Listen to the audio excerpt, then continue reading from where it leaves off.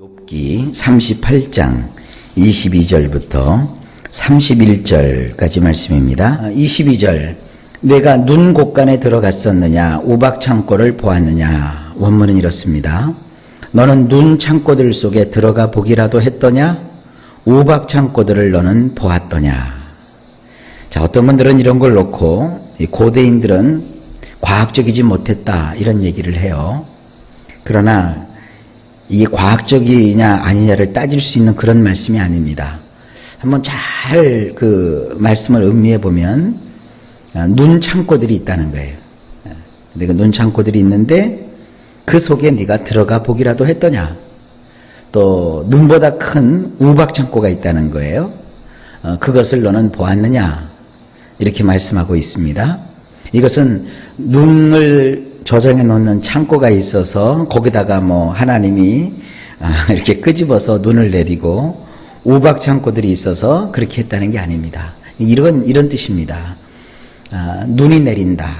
그리고 우박이 내린다. 하늘에서 뭔가 그 얼음 덩어리가 떨어지는데 우박은 한여름에도 떨어진단 말이에요. 참 신기한 자연현상 아니겠습니까? 이러한 자연의 이치를 너는 잘 파악하고 있느냐 이런 뜻이에요. 그러니까 이 세상에는 말이죠. 그 눈이라는 것도 이렇게 분석해 보면 눈송이 하나하나가 모양이 다 달라요. 참 신비한 일입니다. 과학적으로 얘기하면 여러 가지 또 얘기할 수 있겠지만 그러나 이 문학적으로 한번 생각을 해보시라는 것이죠. 이것은 인간이 어떻게 할 수 있는 것이 아닙니다. 이것은 하나님만이 하실 수 있는 그런 영역이라는 것이죠. 우리 인생 가운데 하나님이 하시는 영역이 있다는 것을 아는 것은 참 중요합니다. 하나님이 하시는 영역을 우리 인간들이 나도 다 할 수 있습니다라고 달려붙는 것이 이게 교만입니다. 그래서 하나님을 경외하고 하나님만이 하실 수 있는 그 영역이 있는데 욥아 너는 하나님의 영역을 알고 있지 않느냐. 지금 그런 뜻이에요. 욥이 이런 얘기를 들으면서 이게 깨닫죠. 그러면서 또 이런 얘기를 하십니다. 23절 내가 환난 때와 교전과 전쟁의 날을 위하여 이것을 남겨두었노라. 원문 이렇습니다. 내가 억누르고 있었던 것은 힘들어하는 시간 때문에 전쟁과 전투의 날 때문이니라. 자, 이게 무엇이냐 하면은 비를 내리기도 하고 그 비가 또 눈이 돼서 내리기도 하고 혹은 우박이 돼서 떨어지기도 한다는 것이에요. 그래서 여기서 억제한다는 것은 이게 눌러놓았다는 거예요. 우리식으로 얘기하면은 절제해 놓는다는 거예요. 생각을 해보세요. 한여름에 막 눈이 펑펑 내리고요. 우리식으로 생각하는 겁니다. 한겨울에 장맛비가 막 쏟아지면 이게 얼마나 웃기겠어요. 겨울에는 겨울대로 눈이나 이런 것이 내리고 또 여름에는 비나 우박이 떨어지게 되는 것이죠. 그러니까 이와 같이 계절에 맞게 철에 맞게 비를 내리기도 하고 눈을 내리기도 하고 우박도 내리게 하시는 이유가 뭐냐. 세 가지를 얘기해요. 힘들어하는 시간 때문에 전쟁의 날 때문에 전투의 날 때문에. 전쟁과 전투가 뭐가 이렇게 다르냐 그러겠지만 성경에는 다른 단어가 쓰여지고 있어요. 그러니까 치열한 어떤 전투 또 어떤 이 땅에서의 경쟁하는 그와 같은 상황. 비교를 해보세요. 하늘에서 눈을 하나님께서 이렇게 가지고 계시다가 또 비나 눈이나 우박을 가지고 계시다가 적합한 때에 이제 내리시려고 하시고 이 지상에서는 사람들이 삶을 사는데 고초가 있고 어려움이 있다고요. 비가 오면 어떤 사람은 유익이지만 어떤 사람은 불행해요. 그죠? 눈이 오면 어떤 사람들은 좋아하지만 어떤 사람은 아주 힘들어요. 눈이 많이 오면 스키장 가는 사람은 굉장히 좋아해요. 스키장 가서 눈이 오니까 그 자연설을 이렇게 이용해서 스키를 즐길 수 있잖아요. 그러나 도로에서 운행하는 사람들은 굉장히 힘들어요. 눈이 와서 쌓여서 얼어붙으면 길이 다 미끄러질 거 아니겠습니까? 하나님께서 스키장에만 눈을 내리시고 도로에는 눈을 안 내리시면 이 세상이 어떻게 되겠어요? 때로 여러 사람들이 불편을 감수할 수도 있어요. 그러나 어떤 사람은 이익을 볼 수도 있는 거예요. 이런 세상의 이치를 지금 설명해 주고 계시는 거예요. 치열한 전투가 벌어지고 삶의 경쟁이 벌어지고 저마다 먹고 살기 위해서 애쓰고 힘쓰고 노동하면서 수고하는 이 세상에다가 하나님께서는 때로 눈도 주시고 때로 우박도 내리시고 때로 비도 내리신단 말이에요. 이것은 인간에게 주어진 능력이 아니라 하나님만이 하신다는 거예요. 욥에게 지금 그걸 알려주고 있는 거예요. 욥아, 인생은 인간의 뜻대로 되는 거 아니란다. 내가 다 주관하고 있는 것이란다. 이렇게 주님이 알려주시는 거예요. 이와 같은 얘기를 들으면서 욥은 그 마음속에 뭘 느낄까요? 아, 하나님은 하나님 뜻대로 일을 이루시지. 그걸 우리가 뭐라고 그래요? 하나님의 주권, 하나님이 하시는 거예요. 그러니까 인생을 사람의 관점에서 볼 때는 아이고 나만 불행해 나만 불행해 그러지만 하나님의 관점에서 보면 골고루예요. 골고루. 그러니까 여러분들 주어진 삶 속에서 너무 막 이렇게 치를 떨거나 그렇게 하지 마세요. 다 하나님은 공평하게 하시는 거예요.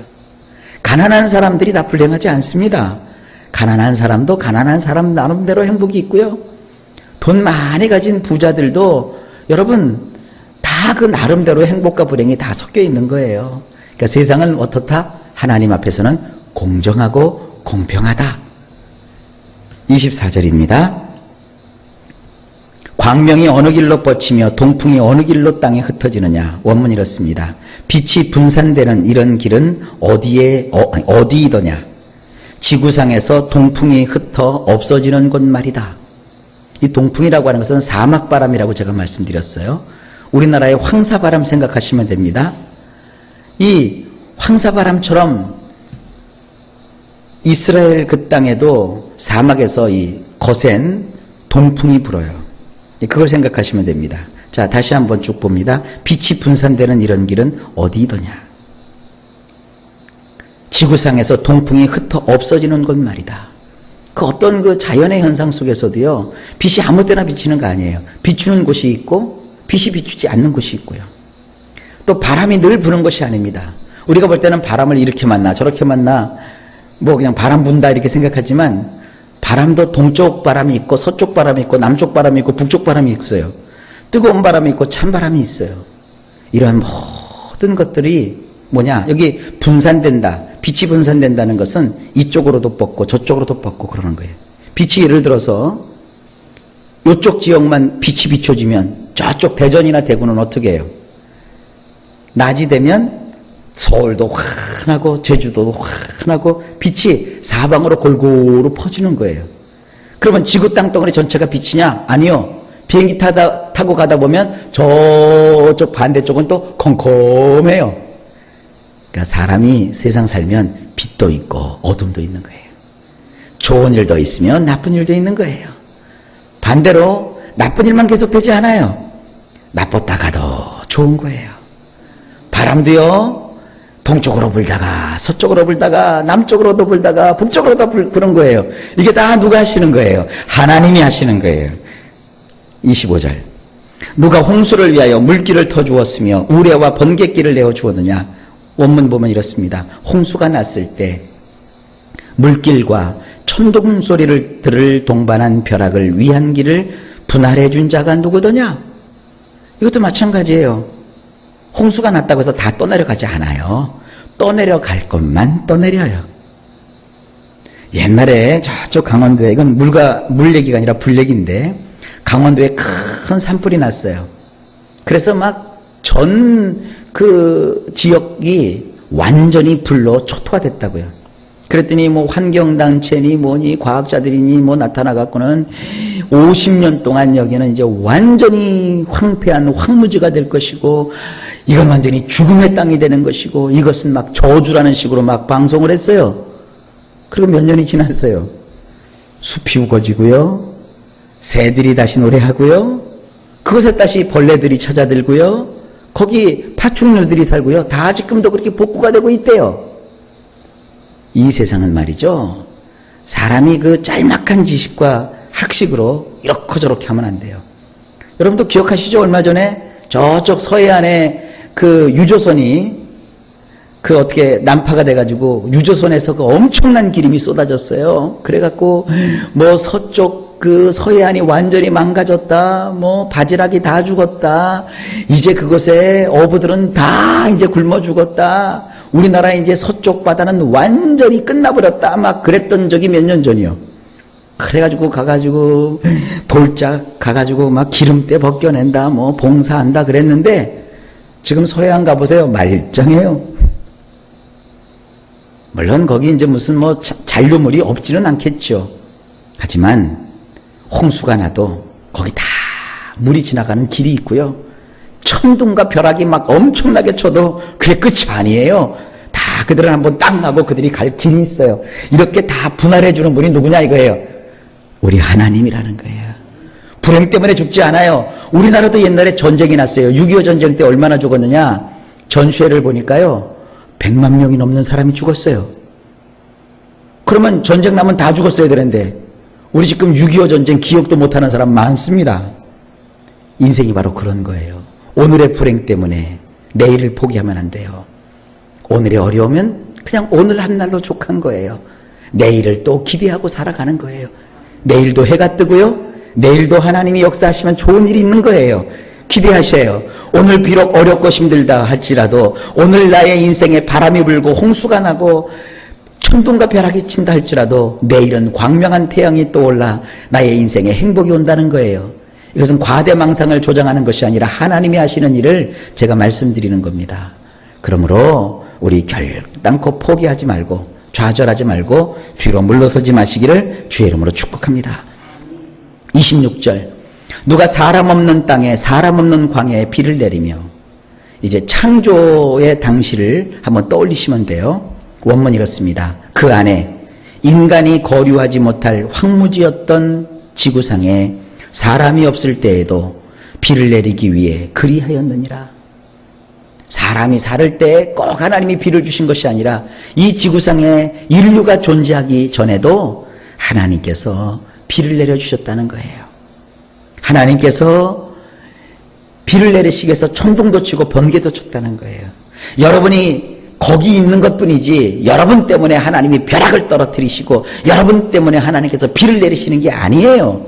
비가 내리는 그곳에 우리가 있기 때문이죠. 무슨 말씀인지 우리 이 말씀을 잘 마음에 새기시기를 바랍니다. 내가 재수가 없고 내가 운이 나쁜 게 아니에요.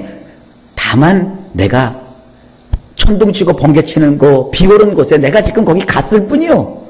거기서 돌아서면 되는 거예요.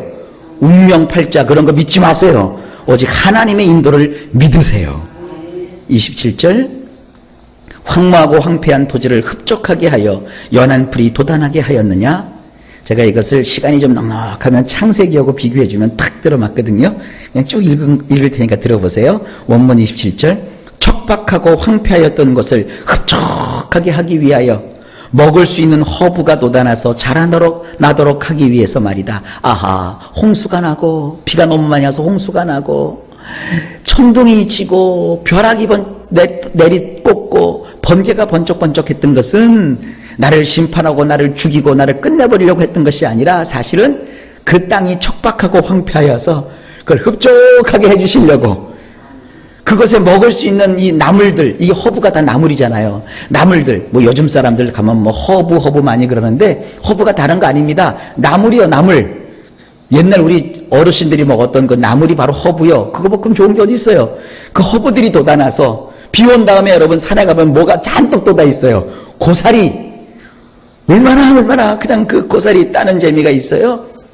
그거 하기 위해서 하나님 비도 주시고 천둥도 치게 하신 거예요. 왜 나의 인생에 천둥이 칩니까? 왜 나의 인생에 벼락이 떨어집니까? 왜 나의 인생에 이렇게 엄청난 보고가 몰아닥치는 겁니까? 하나님, 나를 죽여주십시오. 그러지 말라 이거예요.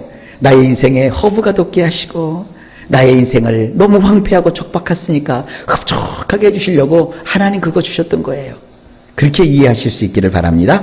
28절 비에게 아비가 있느냐? 있을 방울은 누가 낳았느냐? 원문 이렇습니다. 비에게도 아비가 있다고 한다면 있을 방울들을 낳은 자는 누구더냐? 이것도 할 말이 많지만 그냥 의미가 통하니까 넘어갑시다. 29절 얼음은 누구의 태에서 났느냐? 공중의 서리는 누가 낳았느냐? 원문 누구의 태로부터 얼음이 나온 것이더냐? 하늘들의 서리는 누가 낳은 것이더냐? 29절 그냥 이렇게 보니까 28절을 그냥 지나친 게 좀 후회가 되는데 잠깐만 얘기할게요. 비가 막 떨어지잖아요. 비에게도 아비가 있다고 해보자 이거예요. 비에게도 아비가 있다. 그러면 그 이슬방울들은 비에 비할 바가 아니죠. 비는 하늘에서 막 떨어지죠. 그런데 이 지상에서는 새벽녘에 가보면 이렇게 아침에 이슬방울이 맺힌단 말이에요. 자, 비가 막 떨어진단 말이에요. 그럼 비가 하늘에서 주신다고 생각하잖아요. 그럼 같은 물인데 이 불 끝에 맺히는 그 작은 아침 이슬은 또 누가 나 거기다가 붙여놓은 걸까요? 그것도 하나님이 하셨다는 거예요. 큰 비도 하나님에게서 나오는 것이고 작은 이슬방울도 그 벌레들이 먹는 그 작은 이슬방울도 하나님에게서 나왔다는 거예요. 29절도 역시 마찬가지예요. 얼음도 서리도 다 누구에게서 나오는 거예요?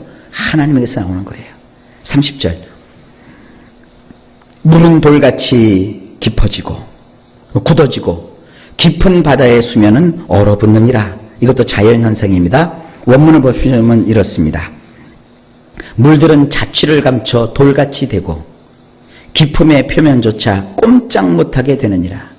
이걸 가지고 어떤 과학자들이 바다가 왜 오냐, 바다가 왜 오냐, 그것은 소금물인데 올 수가 없다, 성경은 비과학적이다, 이렇게 떠들어대는 사람들이 있어요. 그러나 북극과 남극을 가보세요. 바다도 얼어요.